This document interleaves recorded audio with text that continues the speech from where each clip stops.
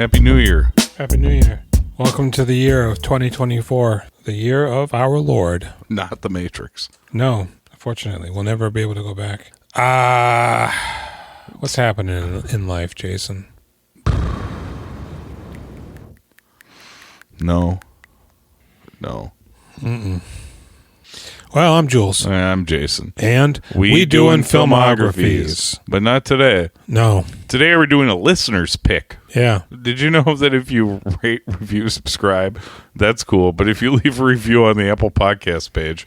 That's even cooler. Or somewhere, we'll do this. Mm-hmm. We'll watch the movie you want us to watch. Mm-hmm. And then we'll talk about it. Yep. And we'll do an episode. Thanks. Hey, Mandy. Mandy picked Drop Dead Fred from the year of? 1991. That's right. Rated PG-13. It's an hour and 43 minutes. The tagline for this film is, imagine having this guy for a friend. That's what she does, right? Mm-hmm. Yes. Quite literally. This movie had an estimated budget of $6.7 million. Okay.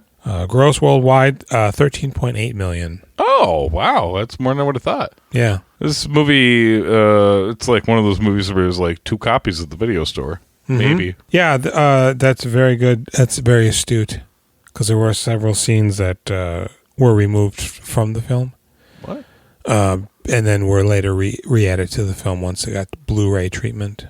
Oh, shit. Yeah. You didn't see them or you did? Well, the copy that I just rented this on YouTube. Uh-huh. And in there, he flicks his booger into the mom's coffee. Oh. Was that in yours? I don't think so. Yeah, that's one of the scenes. I don't really much care for the booger stuff. The booger. This movie. It's right in there. This movie is something else. I'm excited. The interior sets were built and filmed at Prince's Paisley Park Studios in Minnesota. What? In Chanhassen, Minnesota. They built this on his property? Uh-huh. Because I guess he had some sort of a soundstage or something. Because that's where he filmed Sign of the Times in 1987 and Graffiti Bridge in 1990. Sign of the Times a movie or a video? I think it's a video. Okay, because he's got like an elongated sort of thing, maybe. He's got 3 movies, right? Yeah, Purple Rain, Graffiti Under the Bridge. Cherry Moon, and then Graffiti Bridge, where he introduces the world to Tevin. What? Round and round we go with some Tevin. It was the only thing to have been filmed at Paisley Park that wasn't Prince related. What? At that point. At that point. Mm-hmm. Probably after that, nothing else happened. So interesting. Robin Williams was offered the role of Drop Dead Fred. But instead he chose to play Peter Banning in Hook. Oh, which one do you think you should have done? Hook. Rick Mayall played Drop Dead Fred instead, of course, and Mayall. He's really good. Him and Williams both died in the summer of 2014. Oh, yeah. Mayall was not very old. He was like 54? Something, yeah. John Cleese apparently was also considered by the writers initially. Winona Ryder was director Ate de Jong. Yeah. His first choice for the role for Elizabeth after seeing her in Beetlejuice. But working titles, the production company in Europe, they said, nah, she's too young. What? And she turned it down because she didn't want to be typecast in strange comedies. Molly Ringwald, Julia Roberts, Cary Green, Martha Plimpton, Jennifer Connelly, Leah Thompson, and Uma Thurman were also considered for the role. You don't think Rick Mayall was kind of perfect for this? No, absolutely. I figured it was his project. No. It wasn't, it turns out. But that's sort of what it felt like going in. Like, oh, yeah, this dude definitely... I could not picture... As it went on, I was like, I don't think... Who else could have done this? Mm-hmm. You know? He sells it in every single scene he's in. Yes. Yes, he does. And it really works when you see all the other freaks later on. Yeah. You're like, this lines up. I like this. Carrie Fisher originally auditioned for the role of Elizabeth. Yeah. But they said, you're too old. Yeah. So they offered her the role of Janie instead, yeah. Is she like thoroughly drugged out at this point? I thought maybe she was clean and living. Gina Davis and Beverly D'Angelo were both also considered for the role of Janie, Carrie Fisher's character. The script was originally offered to Tim Burton to direct, but he declined. He declined it? Yeah, he declined it. Apparently, Carrie Fisher rewrote some of her dialogue. Why? I don't know. There isn't that much of it. Yeah, it doesn't seem like it was necessary. Alec Baldwin, John Getz, Jeff Goldblum, Jeffrey Jones, and Rick Moranis were considered for the role of Charles, the husband. Okay. Tim Matheson, right? That's who plays him. Yeah. He's from The West Wing. Josh Brolin, Michael J. Fox, Anthony Michael Hall, Matthew Modine, Keanu Reeves, and Charlie Sheen were considered for the role of Mickey Bunce. Ron Eldard. Yeah, earlier boy. than we've ever seen him. That haircut. How about that? How about those earrings? That too. With the haircut. Yeah. It's like he cut that hair just so he can really highlight the earrings. They originally approached Goldie Hawn to star because they first took the script to Disney. They said, we need Goldie. But we don't want Rick. And they were like, well, no, that's kind of the point. We got Rick. Yeah. So they left and didn't do that. I feel like Goldie Hawn would have been so much more sad because she's a lot older. Mm-hmm. They apparently wanted to redub Rick Mayall's voice in post-production. Why? I guess one of the New Line executives thought he should have more of a transatlantic voice so U.S. audiences wouldn't find it so jarring. Fuck off. God. And when they told him that, Mayall apparently replied, "You must be joking. I'm Rick, 12 inches of throbbing manhood Mayall, and I'm English. Oh. If he wants a transatlantic voice, then give him a shovel and tell him to dig up Cary Bloody Grant."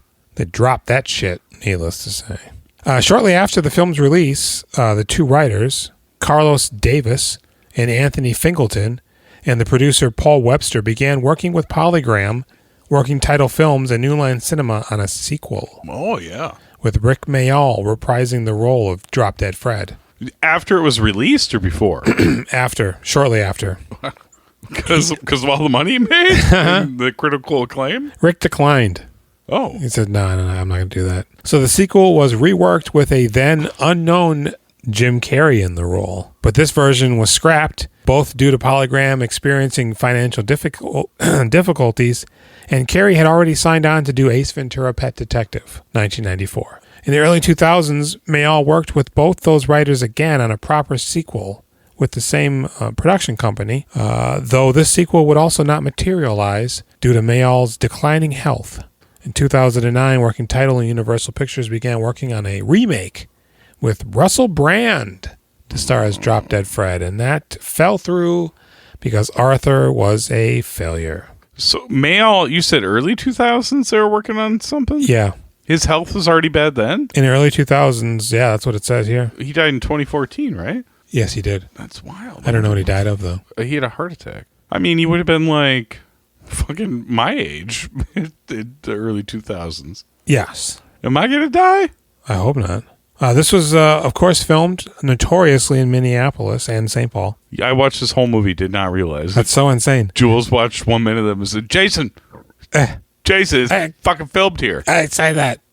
The idea to use Minneapolis was from producer Paul Webster, as he felt not only was shooting there cost effective, but also because Minneapolis represented a generic American city. Oh. As opposed to L.A., San Francisco, or New York. Shut up. Phoebe Cates' husband, Kevin Kline, was meant to have a cameo in the film, but it never happened. Why? I do not know. They got a divorce, maybe. I think they're still together. Even better. Good for them. Good for them. Gene Siskel did not like this movie. Did Ebert? I don't know. This just said Siskel specifically called it the worst film of 1991. There's no way this wasn't 2 thumbs down.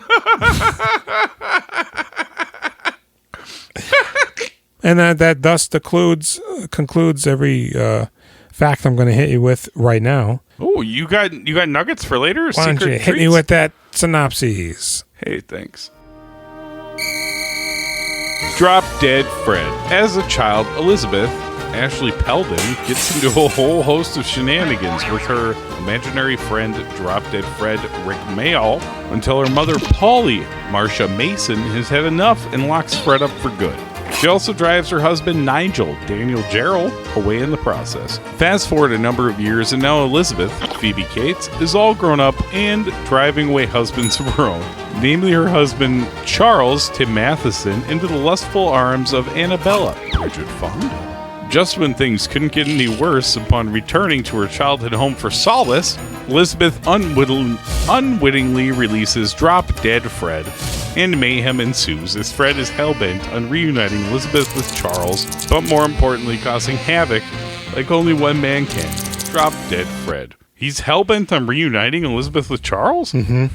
I don't think that's true, is it? Yeah, because he says he can't go back to wherever he came from. Stasis? Until she's happy. And the only time she's been happy is with Charles. So he goes, we got to get you back with Chuck. We need to get that Chuck fuck, idiot. She goes, yes, sir, Mr. Man. Phoebe Cates is great in this movie. I find that most of the acting is surprisingly fantastic. It's a challenging movie. Because the first act, I guess, I'm just not on board with it. I mean, as soon as that little girl says bullshit. What a pile of shit. Okay, so this isn't for kids. Mm-hmm. I watched it. I owned this movie. I'm pretty sure I had a previously viewed video cassette. I also might have taped it off of Showtime. Yeah. I saw it a lot of times. Mm-hmm. I liked it. In a lot of ways, and in maybe not a lot, but in few ways, this sort of feels like Pee Wee Herman's Big. Let's do something like that. Yeah. But misses what allows Pee Wee to actually work both as a child's product and an adult product. But in general, I mean, there's some weird shit in there that as an adult, I look at it, I'm like, whoa, that's kind of weird. As a kid, I thought it was weird, but I just didn't understand it. Pee Wee? Yeah. Yeah. But you're right. As soon as that kid swears in the very immediate beginning, you're like, oh, okay. This movie makes no sense. The tone of it is insane. It is. It is neither for children nor adults. I do not know who the audience could possibly be. No, it's strange because they do like wacky cartoon stuff. Yeah, and I think that appealed to me as a child. Do you think they were hoping that they would get both? I bet like you that, adults yes. and kids? I seem to remember, actually, I know because I just watched the trailer to show to Callie, that's sort of like the stuff that it really focuses on. Mm-hmm. It kind of feels like a cool world. Sure. Right? Like it's promising this thing, and then you watch it and you're like, this isn't what? Because I remember, as a kid, not understanding why I just was not enjoying this. Oh, you saw it as a kid and didn't like it? Yeah. Like I would lose my shit to Ernest, which is just god awful. But this shit, I'm just like, I don't know. Something's not right here. I think the sad stuff made me feel weird, and I was confused by it as a kid, of which there's a lot. Mm-hmm. But I think it worked on me pretty well because I was able to lock into Fred being crazy. As an adult, I'm just like, I don't understand what exactly is happening here. This, I said to Jennifer, the first thing I said to her was, hey, you see the mom? I've seen her tits. Huh? Yeah. Yeah. Uh-huh. Yeah. Uh-huh. Mom's pretty hot. Yeah. Number 2, I said, I forgot what I was going to say. Oh. Number 1, I saw her tits. Number 2... What were we saying before this? I completely lost it. I got excited about those tits. I was confused. My biggest gripe is more of a stupid, overanalyzed semantic sort of a gripe, in that it's unclear what the rules are here. Because what we're led to believe is it is, in fact, an invisible friend manifestation of some sort. Evil or whatever. Yeah. I mean, he's got her interests at heart, though. It's insane. Sort of. I mean, he does everything that you shouldn't do. But I think ultimately it's to help her, which is insane. Well, so that's the problem. Okay. So one of the facts that I read suggests that her father had a British accent as well. And that Drop Dead Fred was a sort of manifestation of everything that she wanted her father to be. And I'm just like, well, but he doesn't exist. It'd be one thing if he walked out earlier. Yeah. And Drop Dead Fred comes to life. But Fred was around for quite a while. In fact, he's there right up to the moment when he's locked away and then the dad leaves.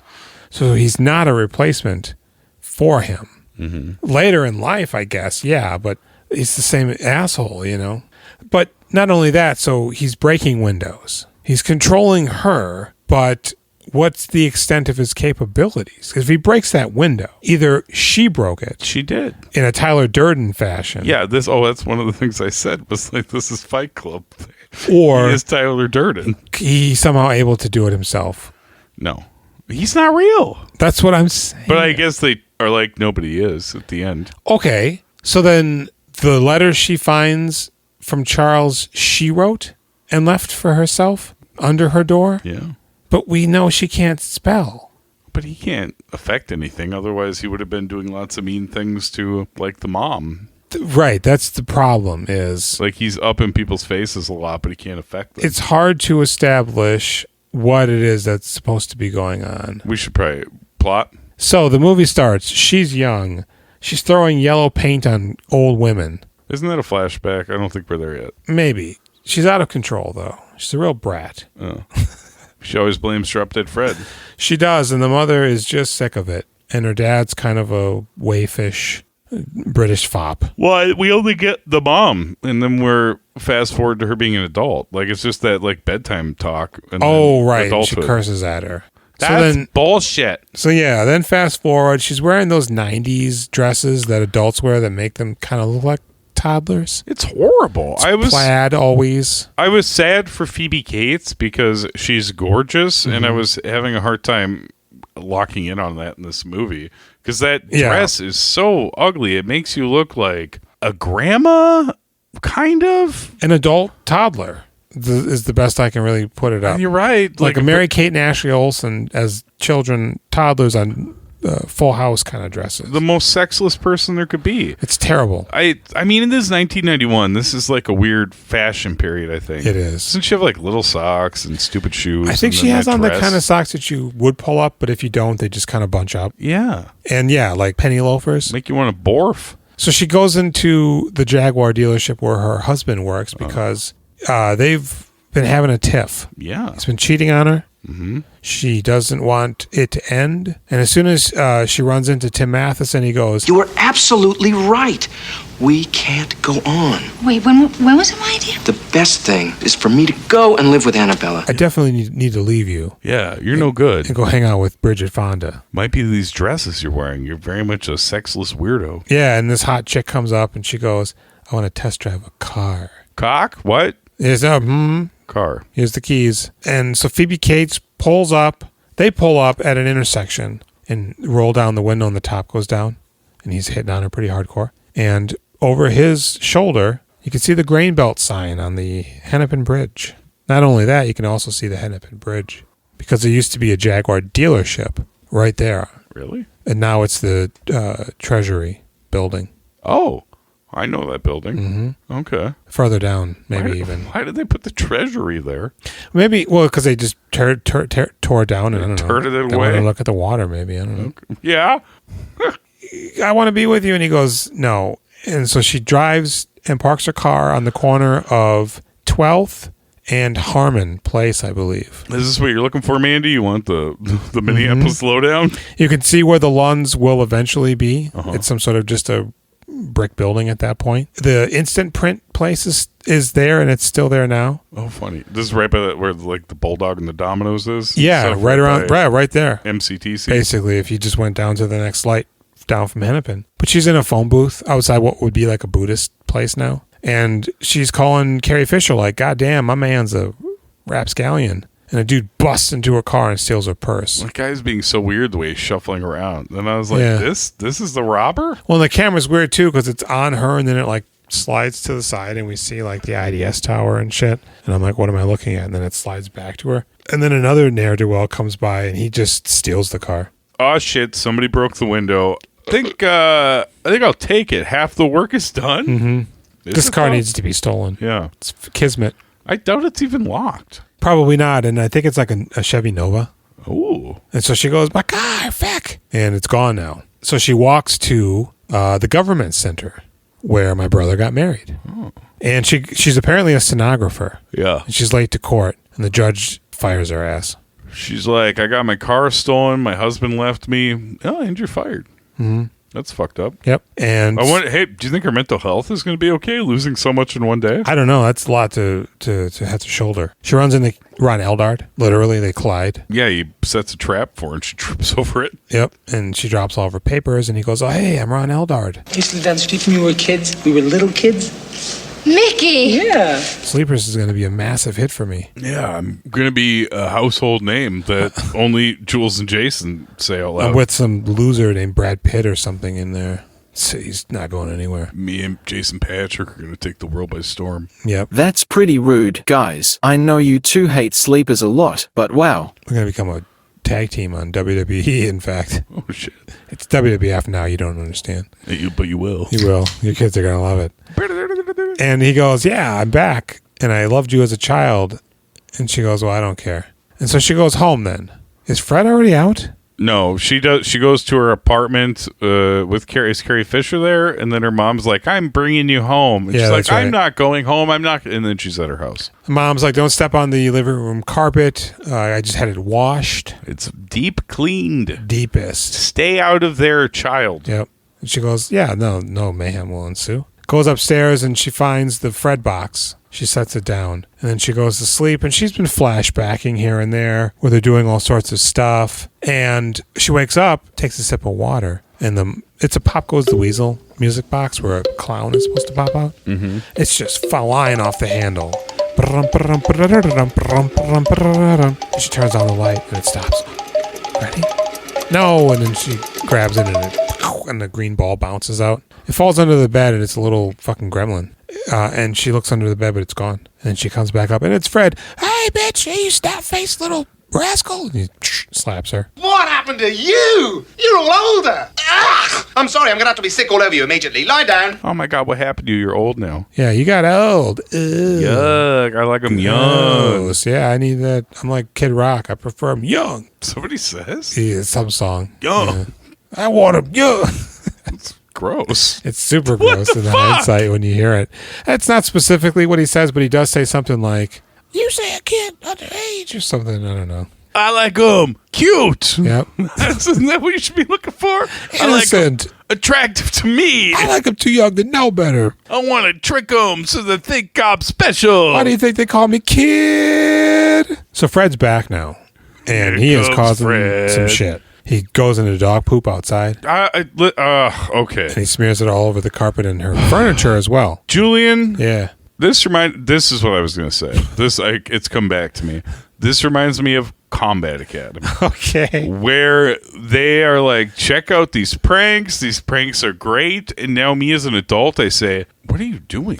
Somebody's going to get hurt? This Yeah. is horrible. This dog poop thing. It's so upsetting. He has so much shit on his shoes. He walks into the house on his hands. His feet are covered in what looks like canned dog food. And he's thrilled to be scraping it across that white rug. And then when he jumps on that chair with his feet and starts working it into the fabric, All inside, all up here. Lovely up smelly dog poo. it's Fuck so your couch. it's so fucking upsetting, man. is. I was so disgusted and upset. And this happens a lot in this movie. So the question then looms. She did it. She did this? Obviously. Yeah. That's so absurd. She's an abused person. I guess. She's regressing. Okay, so then he's not real at all. I don't think he can be, but it makes no sense because at the end, the next kid is infected. But maybe it's, I don't know. Well, there's a different ending originally. Please tell. It ends with her and Ron Eldar's child. She's reading her a book, and then the girl goes, she comes out and she's talking to Ron, and all of a sudden the girl comes out and says, something happened. Well, what happened? Fred made me do it. She goes, what? And then it cuts to like the book, and it's open to a page, and a pop-up Fred is doing something, and he goes, I'm back, or whatever. And then it ends. And audiences were like, no, we don't like that. We need to see Fred. I hate this. So they made it even worse. This movie makes me feel lots of different feelings. Because then Ron Eldar's kid sets up that whole jerry-rig trap to ensnare the nanny, where the weight drops and holds her upside down at the very end of the movie. Because if Fred's in her life, then she not only is able to manifest the exact identity of this character, yeah, for her traumas, I guess, because Fred's not real, and Fred can't be real though. Imaginary Fred's but he not real. is. That's the problem.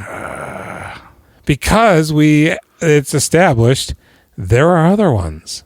Yeah. and they interact, but she doesn't see them interact. So they're existing for him in a way that he's never really been manifested outside of that scenario. So he's doing shit to her now. The mom's kind of not liking it. She's this poor lady. She's a terrible mom. She's Yeah. a horrible, horrible mom. Looking good, but she's down there scrubbing the shit out of the carpet the next morning with a mask on. She's so apparently she doesn't have already to gotten smell off it. the furniture. Yeah, I mean the carpet looks pretty good. Like it's maybe vaguely, slightly dirty. One maybe? spot, but she's working on the last spot, but she did very well. This poor lady, man, just scrubbing dog shit out of. Yeah. When Fred is stomping around in there, she pops upstairs for a second. The mom's like, Elizabeth? Yeah, it's me, Mother. I'm just getting a glass of water. Well, mind the carpet. there's no way you wouldn't smell dog shit upstairs. Mm-hmm. If you walked into a house where a dog is taking a shit, when my dogs have shit somewhere in the house, you Yeah. walk in the front door and you're like, Dog shit. oh man, the Yeah. dog shit somewhere. We gotta find it. I've been there. There's a fucking diarrhea puddle somewhere in this motherfucker. Yep, I have been there. So she finds it. She's pissed. But then in the next day when Phoebe Cates is talking to her, she's acting weird. She's telling Fred to piss off, but it's her mom. Say the magic words and I'll piss off. Piss off. Gotcha. What did you say to me? There's a scene, I don't know if you noticed this. The mom, when Phoebe Cates mentions Drop Dead Fred, the mom goes, I don't know what you're talking about. Mm-hmm. But she leaves the room and she says, I don't want to hear about Drop Dead Fred. And I think what happens is she thought she was off camera because she's walking away when she says it and then she just stops dead. Just no movement. She's like, I'm not going to keep walking. The camera's off me. But it isn't. And you see her, and it just looks really weird. And they kept that in there. So Phoebe Cates goes outside, and Drop Dead Fred is now hitting her with a shovel. Doesn't Fred go out there and start attacking somebody? The birds, the pigeons. You got married? You mean you've been doing it like the pigeons? Birds, and then he starts Which one attacking. of you taught her? Whoever taught me how to do it is going to get flat right now. And then she comes out, and he fucking hits her with a shovel. Okay. It's quite upsetting It's quite upset. that she would do that to herself. Yeah. Well, you saw what Edward Norton was doing. It's true. Edward Norton Edward Norton. of the antivirus. So, he gets hit by a fire truck, whatever.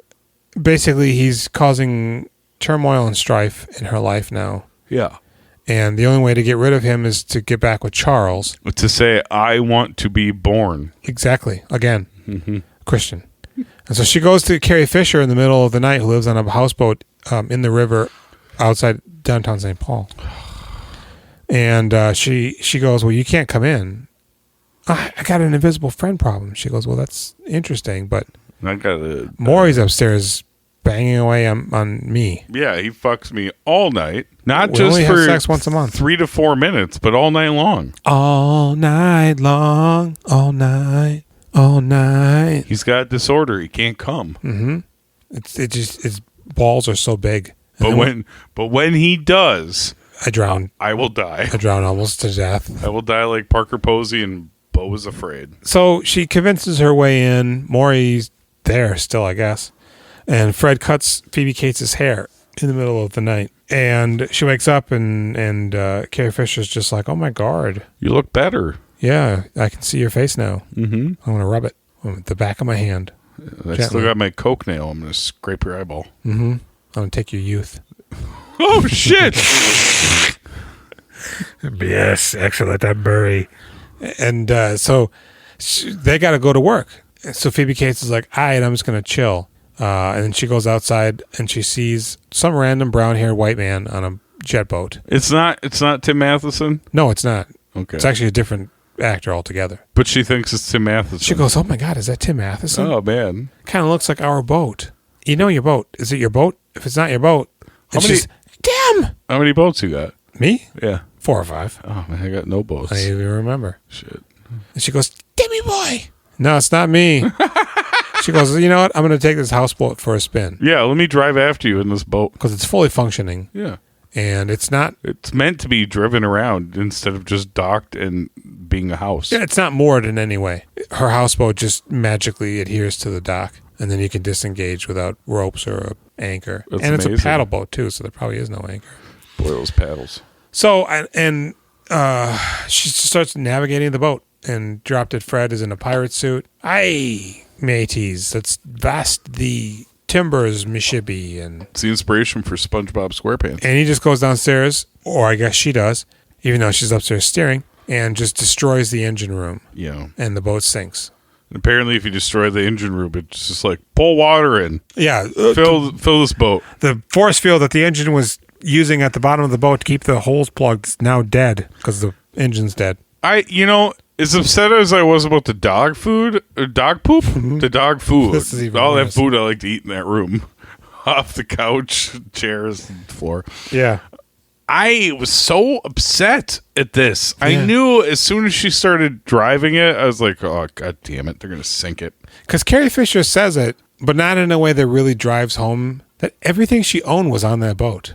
Of course, it's her fucking house. Family photos, Yes. dildos, Right. cocaine. Mm-hmm. Her stamp collection. God. She was sitting on a fucking fortune. And but she's not pissed. She's like, oh, damn, really? Fred did that? Yeah, because Phoebe Cates goes to her work. She's in a meeting where they're talking lawyer stuff, I think. Yep. Princess Leia's like, well, what are you going to do about it? She goes, well, Fred's in there now. Oh, no. Excuse me, gentlemen. Hello, sweetheart. Aren't you a cute little thing? And she just goes in and wheels the chair out and pretends like she's beating him up. But he's not in the chair. This is stupid. And everybody comes out of the meeting. Carrie Fisher, what are you doing? I'm on drugs again. I'm running for Congress. What does it look like I'm doing? Yeah, I'm just beating up Fred, you assholes. What does it look like? And so I guess that's fine now. So Ron Eldard tried to take her out to lunch or somewhere. I think they're in Macy's. And Also very upsetting. I'm upset again now at the lunch scene. she's spilling water on herself. She throws her food. And Ron Eldar's like, I love it. I wish I could be like that. I wish I could do those kind of things. And he starts doing it too. That woman is scared. Yeah. When the plate of her food explodes on the window next to a lady. If that She hit her is in her frightened. face, her noggin, somewhere, Yeah. collarbone, ooh, Fuck you up. you got a lawsuit on your hands. And Ron's just flipping plates everywhere now. What is he, an idiot? Losing his fucking mind. He's a moron. The guys are throwing him out. Phoebe Cates is like, oh no, my dress is in there. He's like, I'll get it. Let me back in. And they just start fighting. And she leaves and she's in Gaviday. Wouldn't you just like let that dress go though? Because Yeah, she doesn't give a fuck. you're a monster and you shouldn't ever. That's the price you pay. Yeah, Other than the damages you just paid. that too. And she starts beating on the violin player because she thinks she's Fred. Horrible. So then she's playing the violin and starts beating on herself. Jason, I don't- according to your rules, I don't know, buddy. because she's really beating that woman. Well, I think she's hallucinating, Fred. Oh, but okay. Now the rules are changed. Well, because it's not Fred she's attacking. But it's Fred she sees. Right. Doing So it. Isn't that maybe a mental illness where she's hallucinating and then attacking a stranger? So I think maybe she most was of her hallucinating and it was a stranger that broke the window when they were playing thief. In her house. Yeah. I mean, I think a lot of it could be explained by mental illness, a lot of hallucinations. Yeah, maybe. Yeah. I want to keep saying I hate this movie, but I don't. Yeah. It's weirdly fascinating. It reminds me of Smile. I didn't see it, but that's the movie where everybody is nice and the smiles make you feel good. It is. Because this movie has that in there. And so she's going to go to see Tim Matheson at his art gallery show. But he's not an artist, nor does he work at the gallery. Nope, he's a Jaguar dealer. Yeah. And they're spitting wine. Yeah, it's a wine tasting. The first guy spits it. like I think he organized the wine complete tasting. idiot. I guess at the thing, so maybe he has his Yeah. hands in different pots of wine. So it's spit pots. It's the Guthrie, back when it was at the Walker. Isn't that something interesting? Yes. So Ron gives her a ride there, and I like this part because if you missed it, you missed it. Drop Dead Fred's in the car riding bitch, and he goes, "Oh God, I'm in the car with two girls." Yeah. Right? Because Ron's like opening his heart. Yeah. And then it cuts to outside, and we see the truck pulling up, at which point Fred is now sitting. I have to pee. You talking about Fred on that fire truck? Well, no. No, the truck. In the pickup truck.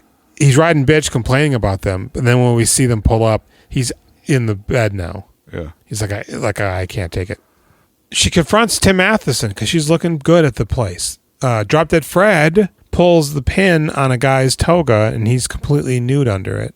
And I turn to Callie. I go, what about this gig requires him to be completely nude under his toga? You wouldn't. Maybe if you're in college and you're drunk. I guess. But I guess she did it, and not Fred. You fighting me right now? So they find Tim Matheson, and he gets away from them, and then she sees Bridget Fonda looking young, looking good. And I didn't recognize her at first. I'm like, who the fuck is that? And then I was like, oh, I recognized her even quicker than you did. And she's touching on her dress. And she goes, what the fuck are you doing? I was just admiring your dress. It's so pretty, slinky. It's pretty neat. Yeah, looks really good on you. Feels good on. And then Tim Matheson shows up, and he starts kissing on her, and he goes, Annabella. And then he looks over, and he goes, Phoebe Cates?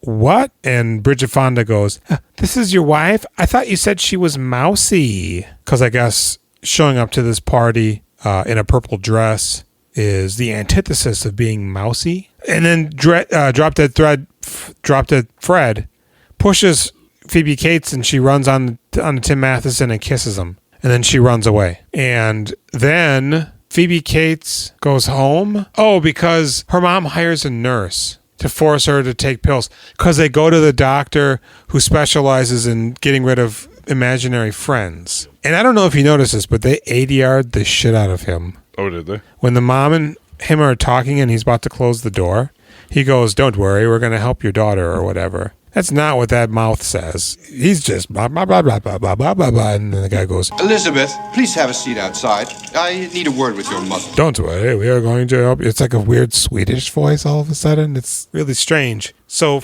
Drop Dead Fred is with Cannonball Adderley and Firehead Jim and... Are these their names? Bumper Car. You made them up. Robinson. I did. But they're a bunch of imaginary motherfuckers. What's up with that one guy with the Velcro around his neck that he pulls? I don't know, because he has a Velcro ball in his head. Is it a ball or is there a nail in his head? Why is he pale? Is he like... I don't know. It's really weird.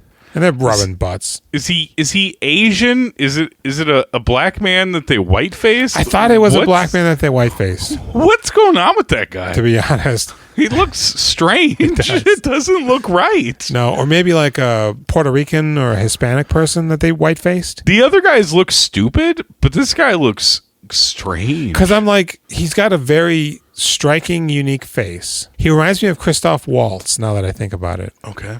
And I'm thinking, man, maybe he's a comedy guy. Maybe they're all comedy guys. I don't think so. I don't think so either. I do not think so. And so Phoebe Cates sees him interacting with the other guys, but doesn't see the other guys. But the little kids are watching all individual imaginary friends, not seeing who they're interacting with, but seeing them fuck around. Which, again, we're seeing them from their perspective, which suggests that these things are real. I guess. So... when Tim Matheson and that lady he was doing the test drive with in the very beginning, yeah, when they were suddenly off and driving by themselves, I was like, what? Why are we with them? Where is she? Why are we just with them now? Yeah. And then she pulled up next to him. I was like, okay, it makes sense. I thought that was who he cheated on her with. Yeah. She just comes in for test drives. But no. Bridget Fonda. I love me some Bridget Fonda. Yeah. I'm your fella, Annabella. So she leaves the nurse who was force feeding her and shit. That's when she goes with Ron Eldard. So now Tim Matheson, he goes to her mom. He goes, don't worry, baby, Polly. I got this. I'm going to feed her these pills and we're going to get rid of Fred. After he brains the nurse in the head with the frying pan. He does. He beats the shit out of her. Yeah. He goes, Daddy's home. And so he's with her, and they're kissing. It's pretty wild that the mom kidnaps her daughter. You can't do that. There isn't a court order. There's nothing in place for this. She just kidnaps the daughter and drugs her. Yeah, that nurse would go to jail. Yeah.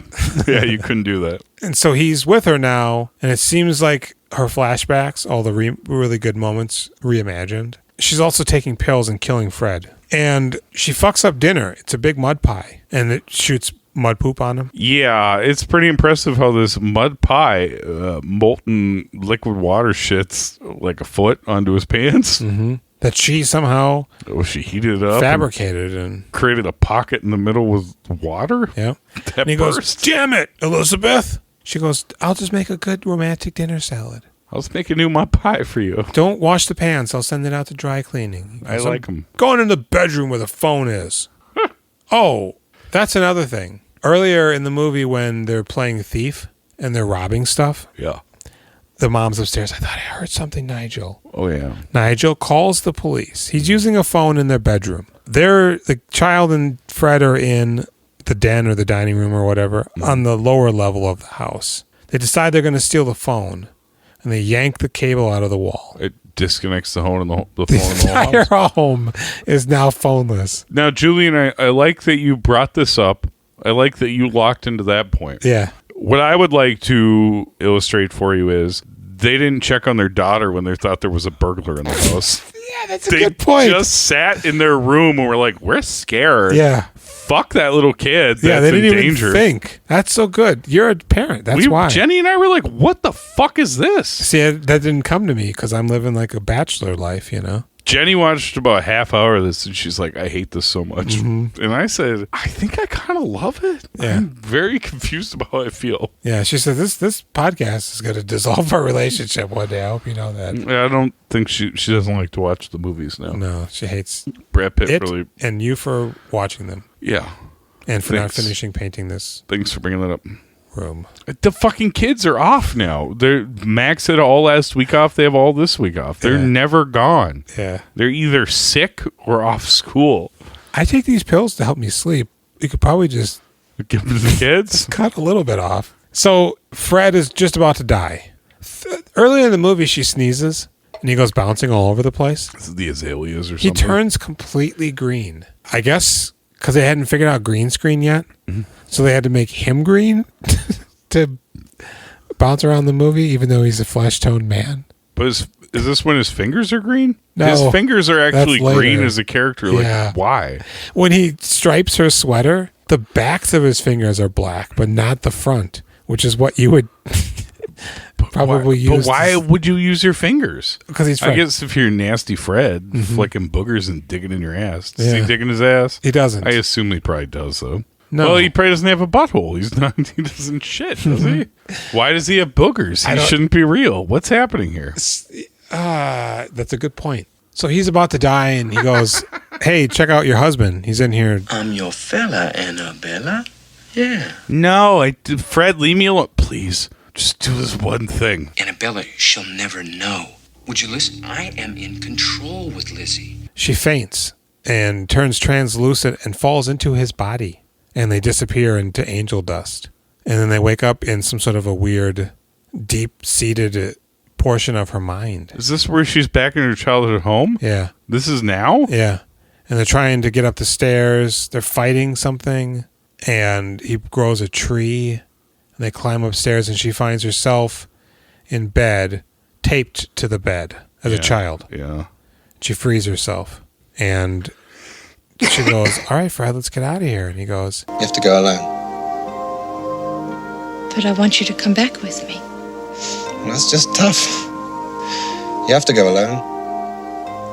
I can't get back now. "I used all my power to bring you here." You've killed me. Yep. With the green pills. I told you this would happen. And this is where it gets even weirder, because he goes, "Give me a kiss and say the magic words." Want to be born. She kisses him on the lips. Yeah. I'm like, wait, is this romantic all of a sudden? I don't know. And she says the magic words. What are the magic words? There's no place like home. Is that really? No. That's from The Wizard of Oz. I know. I don't know what she says. Just kiss me and say drop dead Fred. I disassociate when being molested by my father, and this is where Drop Dead Fred came from. My mom's a monster. Yeah, it's a mouthful. Yeah.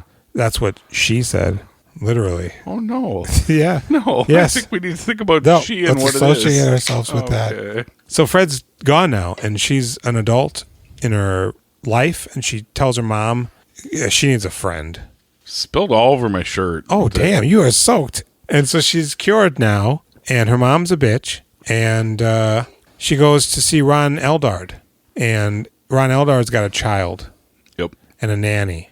And the nanny can't hack it anymore, and his daughter's just full of chocolate and running amok. And she says, "Well, Fred made me do it." She goes, "I believe you." Phoebe Cates says that. And then the wife or the nanny, she goes, "You got to find yourself a new nanny." And she's walking out the yard, and she goes foot first into a rope, and then all of a sudden, like a weight, like a dresser with like weights on it and some shit, Real snare trap. falls from the thing and scoops her up, and she's like, "Oh, help me! He's gonna kill me and eat my ovaries." And Oh shit! and Clearly, Fred has to be real because how else would that heavy ass thing be up there to yank but her Phoebe up? can't see him anymore. She No. killed him. Mm-hmm. But he is real, Yeah. and the movie ends.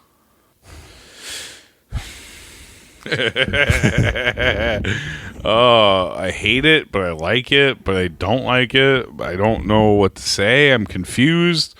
It gave me a lot of feelings. This movie, upset feelings, upset. It's well made nonsense. Like who? Did the director do everything wrong? Is that what the problem is? Well, I think because he was foreign and the other guy's foreign, that they just got crazy with it. Phoebe Cates apparently was the one who suggested the idea that sometimes you see Fred and sometimes you don't.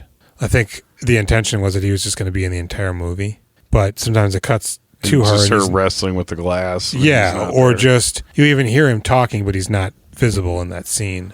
And I think that was a smart move. Yeah. Because it gets guys like me 35 years later just going, what is going on? My analytical mind can't process what I'm seeing. It's so confusing. Yeah. It's got heavy themes, The message is man. also, the themes are also sort of not 100% clear.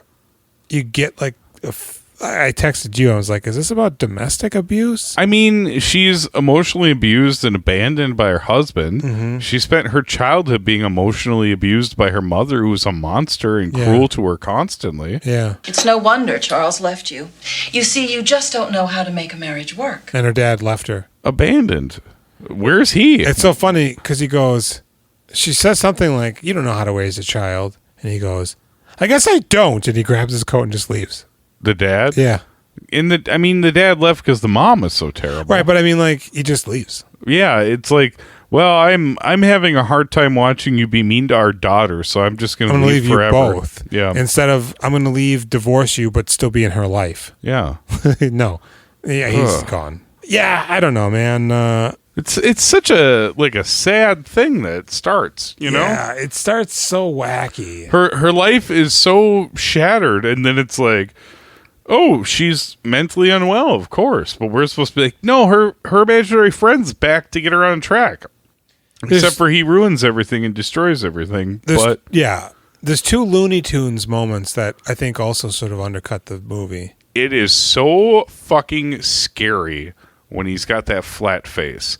He looks so scary. And it he's is pulling so his neck. monstrous. His mouth Yeah. he looked like a skibbity toilet. You watching the skibbity toilet videos? God, you look like Carrot Top. It's God awful. Slightly worse. And then the other time when his eyes go, awooga, Yeah. when he's looking up Bridget Fonda's dress, and then he has steam come out of his ears. That's another moment where it's like, what?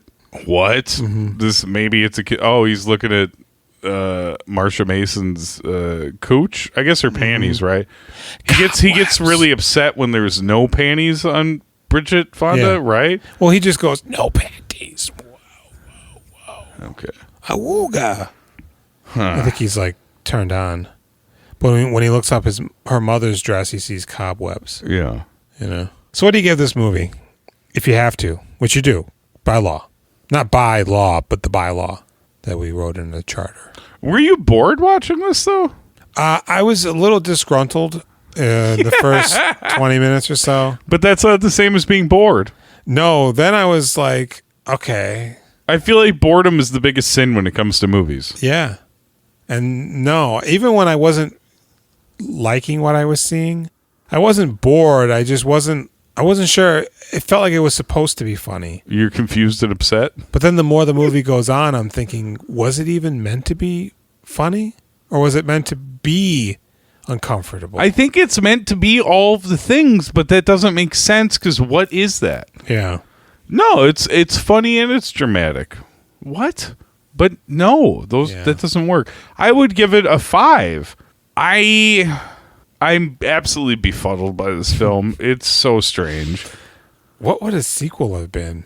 I guess more of the same, but you would need the same director to make it the same piece of shit. If somebody else did it, maybe it would make a little more sense, but probably not be as fascinating. Yeah. I kind of feel like I'm going to give it a 6. Okay. And in fact, I am going to give it a 6 now that I felt it out. I was compelled and upset. Mm-hmm. I would never recommend this, but I'm... On the one hand, it's really nice seeing a lot of places that I know. Uh-huh. That isn't Los Angeles. How about seeing Ron Eldard young? That was a surprise, too. Do you get the feeling that they're going to be romantic? Yeah, I do. I guess that's what the intention is, but I don't get that feeling. I think he's got, like, cocaine-y eyes. I think those terrible earrings were in fashion at the moment. Mm-hmm. I think that was kind of maybe some stupid haircut that I liked back then, too. I don't know. I don't either.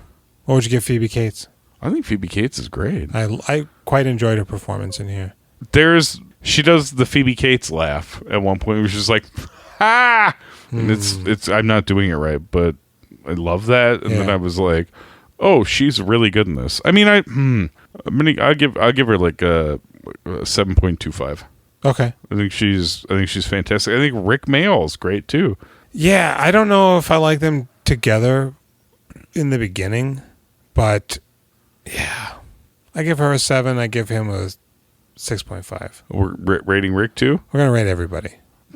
I'll give Rick a 7.5. So what do you think, Mandy? Did we do it? Mandy, did we do it? Is this what you were looking for? What were you looking for? I mean, probably just to hear some people talk about a movie you like. Yeah. Well, I guess. Oh, Mandy, I was wondering, why do you like this movie? You like Phoebe Cates? She's the one that wanted us to do a Phoebe Cates series, and I was like, we should do that at some point. Oh, it's not Mandy Patinkin? No, it's not Mandy Patinkin. Oh. Do you think this movie is like funny and cool? Do you find it an oddity? Yeah. Do you just really like the performances in it? Mandy? Or is this just like, oh, it's so bad, talk about it? Maybe. Is that? I don't know if you should do that tone with one of the few people that gave us a review. I'm not like the only person other than you and me that typed up reviews. Well, if they took the time to do the review, I'm sure they've listened. I don't know what we do. I don't know if she actually has.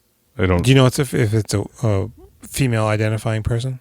Oh, I think so. Okay. No, Holly feels bad for us. She's like, good. Hey guys, good for you guys. Chin up. Good for you too. You're not total losers. She says with her family and dogs and looms judging us. Yeah. This is kind of a fun experience having somebody else pick for us, right? Yeah. Let's never do it again.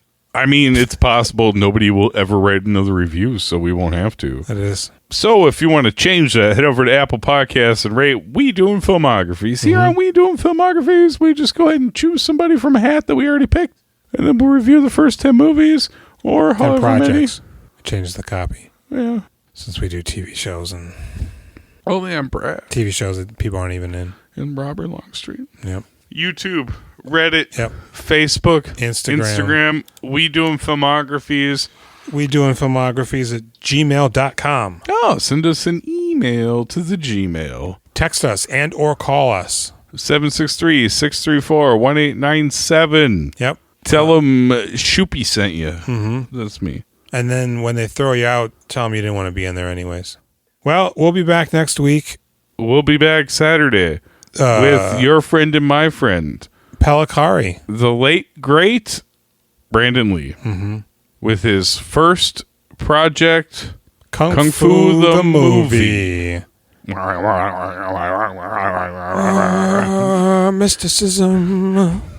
I was just vibrating somebody to death with my Kung Fu powers. Yeah. And floating in the air. Yep. As it were. I was Julian. And I was not.